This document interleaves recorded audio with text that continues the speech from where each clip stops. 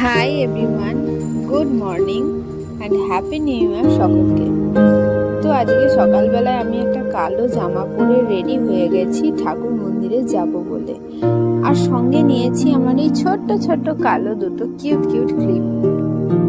এমনিই সবাই বলে থাকে যে কালো পরে নাকি ঠাকুরের পুজো দিতে নেই, কিন্তু আমার হঠাৎ মনে হলো যে দেখি না কালো পরে কি পরিবর্তন হয়।